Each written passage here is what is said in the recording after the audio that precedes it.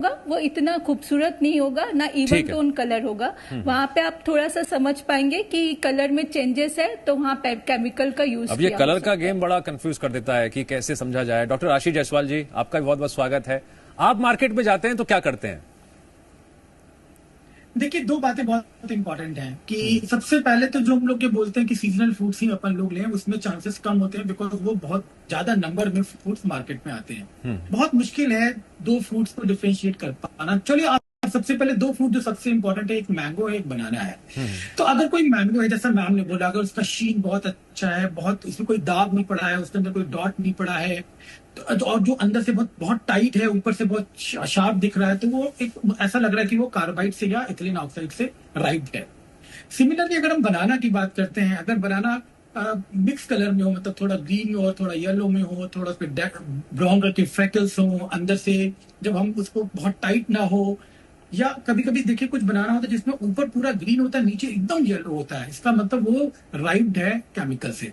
तो ये दो तीन चीजें हैं जो हम लोग कर सकते हैं, पर सबसे इंपॉर्टेंट वही है कि फल ऐसी जगह से ले जहां हम जानते हैं, जिसको हम पहचानते हैं, बिकॉज उसमें चांसेस सही फल मिलने के ज्यादा होते हैं। नेचुरल फ्रूट्स खाएंगे, नेचुरल में जो बहुतायत अमाउंट में आ रहे हैं, उनमें भी आपको बहुत आसानी मिलेगी समझने में और उसको लेने में।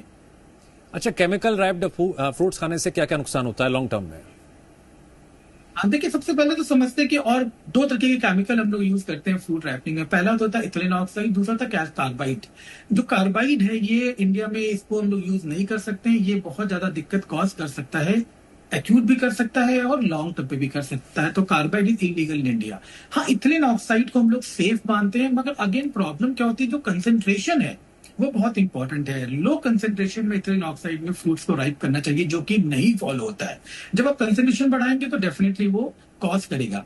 जो कार्बाइड, वो जब भी कार्बाइड के जो फ्रूट्स हैं वो एसिडिक गैस निकालते हैं जब हम खाते हैं, और ये जो एसिडिक गैस है बॉडी में बहुत ज्यादा रिएक्टेंट है, ये एक्यूट भी कॉज कर सकता है, लॉन्ग टर्म कॉम्प्लिकेशन भी कर सकता है। जो वैक्स होते हैं फ्रूट्स के ऊपर, वो भी यूजुअली तो कुछ फूड ग्रेड वैक्स होते हैं, जो अगर आप यूज कर रहे हैं तो वो दैट्स ओके, पर जो बहुतायत में यूज होते हैं वैक्स, वो फूड ग्रेड वैक्स होते हैं, उससे भी दिक्कत हो सकती है। जो दिक्कत होती है, क्वेश्चन पे आते हैं, दो तरीके की प्रॉब्लम हो सकती है, short term and long term. क्योंकि हम इतने सालों से ये फ्रूट खा रहे हैं मार्केट, तो लॉन्ग टर्म कॉम्प्लिकेशंस भी स्टार्ट हो गए।